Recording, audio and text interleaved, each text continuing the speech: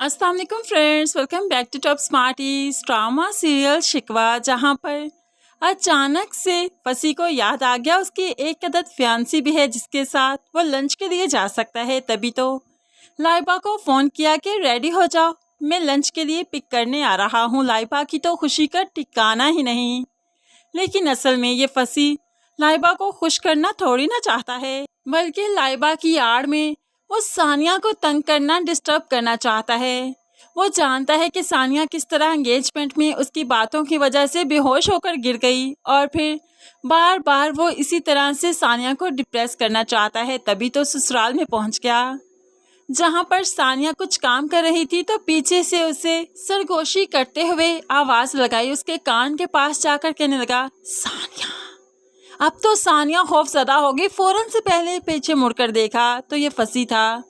सानिया की तो जैसे जान ही निकल जाएगी, सांस मुंह को आ गई। अब यहाँ पर सानिया कहने लगी, ये क्या बदतमीजी है, तुम इस तरह से क्यों कर रहे हो? तुम लाइबा से मिलने आए हो, उसके पास जाओ ना। लेकिन फसी तो बहुत चिल है, वो भला लाइबा से मिलने थोड़ी ना आया है, वो जिस काम के लिए आया है वही काम कर रहा है। अब यहाँ पर सानिया को चाहिए कि जरून से सब कुछ डिस्कस कर ले, वरना फसी इस पर हावी ही होता जाएगा। अब यहाँ पर वो सानिया को डराने के बाद, उसे खौफजदा करने के बाद, वो अपनी फ्यूचर वाइफ के पास पहुँच जाता है और बड़ी ही मोहब्बत से उसे लंच पर ले गया। यहाँ पर लाइबा और फसी ने अच्छा वक्त गुजारा, दोनों एक दूसरे के साथ वक्त गुजार कर आए।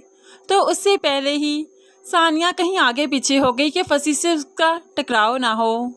ऐसे में जब सहीफा ने सानिया को कॉल की तो वो काफ़ी डरी हुई, सहमी हुई थी। उसकी आवाज़ से साफ मालूम पड़ रहा था कि वो इस वक्त परेशान है। तो सहीफा उसे कहने लगी, सानिया तुम्हें जो भी परेशानी है तुम ज़रून से शेयर करो, तुम उसके साथ ज़्यादा से ज़्यादा वक्त गुजारा करो ताकि दोनों एक दूसरे को अच्छे से अंडरस्टैंड कर सको। अब यहाँ पर सहीफा भी तो जानती है कि फसी की वजह से अनकम्फर्टेबल हो जाती है सानिया, लेकिन फिर भी उसके जख्मों पर नमक छिड़कना ये अपना फ़र्ज समझती है। दूसरी तरफ अब फसी फिर से अगले दिन अपनी होने वाली वाइफ को फ़ोन कर देता है। लाइबा से फ़ोन पर बात करते हुए कहने लगा, तैयार रहना, हम कहीं बाहर चलेंगे। अब तो फसी ने जैसे रोज़ का वतीरा बना लिया कि घर आएगा, सानिया को परेशान करेगा और लाइबा के साथ मस्तियाँ करेगा, उसे बाहर एंजॉय करने ले जाएगा।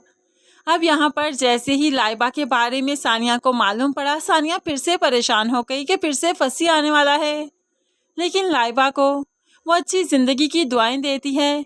उसे कहने लगी, मैं तुमसे बहुत खुश हूँ, अल्लाह पाक तुम्हें इस तरह से हंसता बसता हमेशा रखे। अब ये कहते हुए वो किचन में चली गई ताकि फसी से उसका टकराव ना हो और वो लाइबा को यहाँ से पिक करके फ़ौरन ही चला जाए। लेकिन वो भी फसी है, किसी भी कोने से सानिया को निकाल ही लेगा। अब वो यहाँ पर देखता है जब सानिया उसे नहीं मिली तो फिर बहाने बनाने में तो फसी माहिर है। अब यहाँ पर किचन में पानी पीने के बहाने जाता है जहाँ पर सिर्फ सानिया ही मौजूद थी। तो यहाँ पर जाकर भी सानिया को हरास करने लगा, उसे परेशान करने लगा। सानिया तो 2 दिन के रिश्ते के बाद ही इतनी डिस्टर्ब हो चुकी है कि फसी के साथ पूरी ज़िंदगी वो लाइबा को कैसे ही बर्दाश्त करेगी। सब कुछ उसकी बर्दाश्त से बहुत ज़्यादा है, लेकिन अभी वो जरून से भी कुछ डिस्कस नहीं कर पा रही, किसी से भी कुछ नहीं कह पा रही। अब यहाँ पर किरण, जिसे ऑफिस की तरफ से बल्कि सहीफा मैडम ने इंस्टॉलमेंट पर गाड़ी लेकर दी है, तो वो गाड़ी जब रास्ते में रुकी कुछ खराब सी हो गई तो किरण उसे ठीक करने लगी, उसका इंजन देखने लगी। तो यहाँ पर फसी की गाड़ी पास से गुजरी, एकदम से रोककर वो किरण को देखता है और इतनी आलीशान गाड़ी ये किरण के पास कब आई, कहाँ से आई, ये आखिर आजकल क्या कर रही है।